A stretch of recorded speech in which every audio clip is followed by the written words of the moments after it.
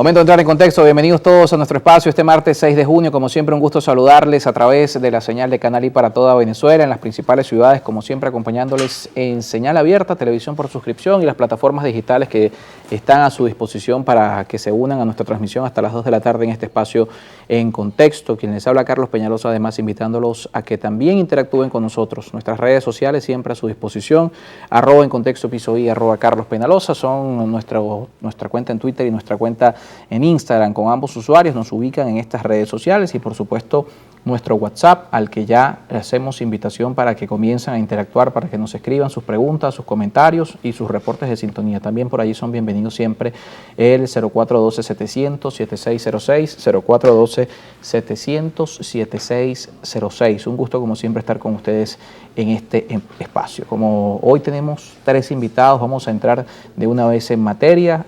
La agenda noticiosa, más allá de lo que está ocurriendo con el tema de las lluvias en la región de los llanos del país, sobre todo en el estado Portuguesa, en Guanare, una afectación importante respecto a las precipitaciones, y bueno, en Caracas también en este momento fuertes lluvias están en desarrollo.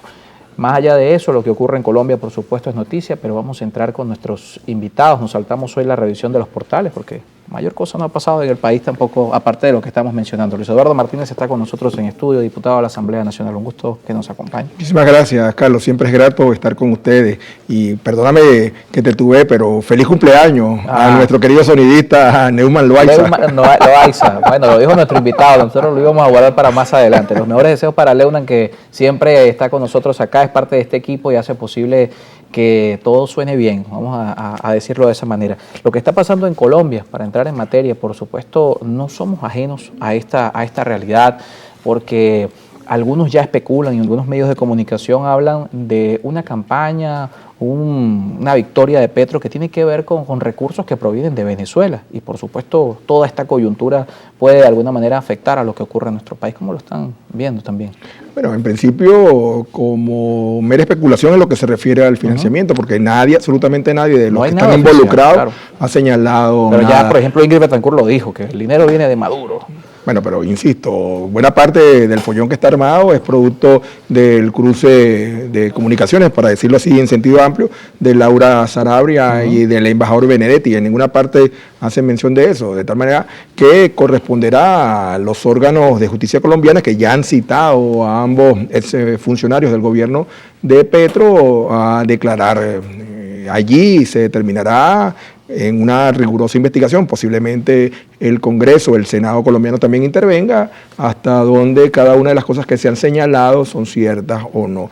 Lo que sí yo tomo como una lección para los que desde la política utilizan mucho las redes sociales, que aprendan a tener calma cuando utilizan las redes, que mantengan los dedos alejados de los móviles, de los teléfonos, sobre todo cuando tienen unos tragos encima, porque el último tuit que leí anoche del ex embajador Benedetti, yo no sabía cómo interpretarlo, pero palabras más, palabras menos, puso algo así como que todo esto me pasó como efecto de la rabia y del trago. Entonces uno no sabe. Pero antes había dicho que los audios habían sido manipulados. Unas contradicciones. En el hilo de ese tuit, un colombiano puso algo así como: Rascado siempre dice la verdad. Así es. Lo cierto es que todo esto, por supuesto, ocurre en un momento en el que se restablecen las relaciones con Colombia, donde se ha normalizado el intercambio comercial entre ambos países, donde se estaba precisamente reincorporar a Venezuela en el concierto internacional. Eso no debería detenerse. Pasando solamente unos pocos minutos, horas, para que el canciller colombiano anunciara el nuevo embajador en el país. Es una política de Estado, una política del Estado colombiano, una política del Estado venezolano, y confiamos que ese restablecimiento, que va a una velocidad que no es exactamente la que nosotros quisiéramos, aspiráramos que fuera mucho más veloz la integración, se mantenga. Venezuela y Colombia son 2 países hermanos, fruto de una misma madre, llamémoslo así, inicialmente inicialmente parte de una gran nación, que no hay ninguna razón por la cual se mantengan separados. Y no solamente se trata de Colombia, se trata también de Brasil. Hace poco se realizó la cumbre en Brasilia que ratifica ese sentimiento de cese del aislacionismo que contra Venezuela se dio y que perjudicó más que al gobierno, a todos los venezolanos y a las venezolanas. Que de alguna manera también tiene que ver con lo económico. Luis Eduardo Martínez ha dicho acá en nuestro espacio en varias oportunidades que este año era una oportunidad perfecta para abordar lo económico,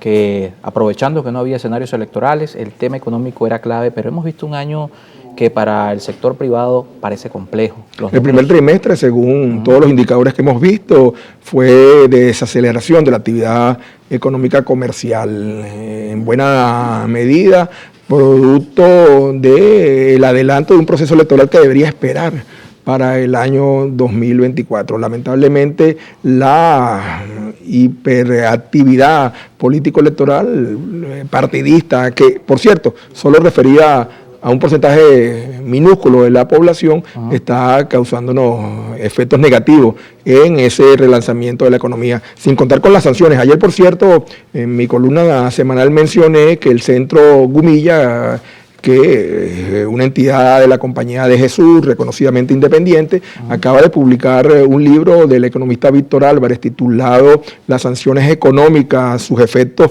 en el empresariado y en las organizaciones humanitarias de Venezuela, que muestra cuán criminal ha sido esa recurrente negación del derecho que tiene Venezuela de relacionarse con el mundo. Las sanciones extranjeras también nos han causado un perjuicio que cada día pesa sobre el común de los venezolanos y las venezolanas. Claro, pero hay quienes responden a ese argumento que no es el bloqueo, es el saqueo.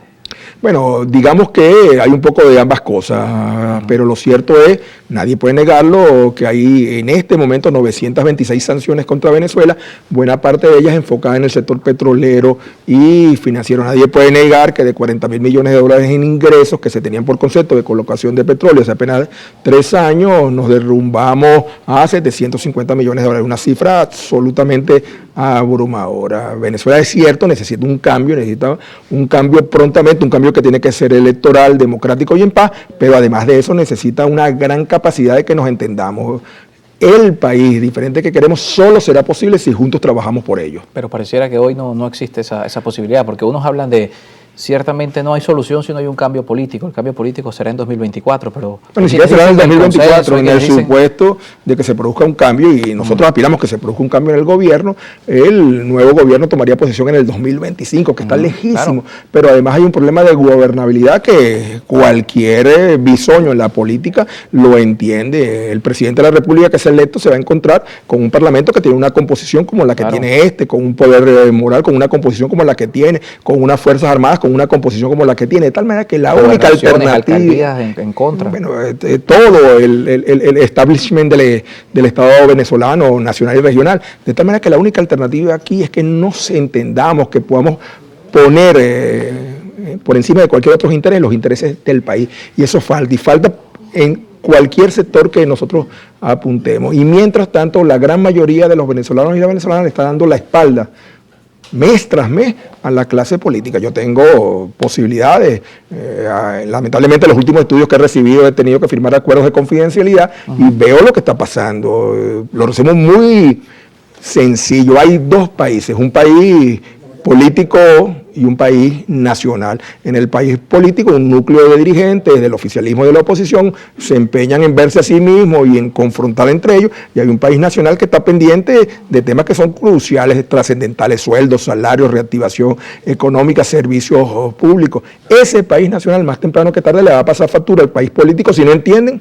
Reitero que tenemos que consensuar esa construcción de una Venezuela diferente. Ese país político, algunas cifras que nosotros también hemos visto acá y hemos conversado, por ejemplo, José Antonio Gil Yepes estuvo acá y nos hablaba de un país que un 80% no quiere saber de la primaria, por ejemplo. Un poco más. Yo tengo, naturalmente, no puedo revelarlo en mi celular, la última ómnibus de data análisis. He hablado con José Antonio Gil Yepes muchas veces sobre eso, sobre ese país nacional, cuya preocupación es una distinta a la de los políticos. Pero eso coincide también Interlaces, de Chemel, Datincor, de Seguía. No hay ninguna encuesta que nos muestre que más del 80% de los venezolanos es atento a sus propias circunstancias, sus gravísimos problemas. Y está muy lejos de las soluciones de tipo electoral porque además están distantes. Estamos hablando de una elección que teóricamente debería realizarse en algún momento del año 2024 y hipotéticamente en el último trimestre.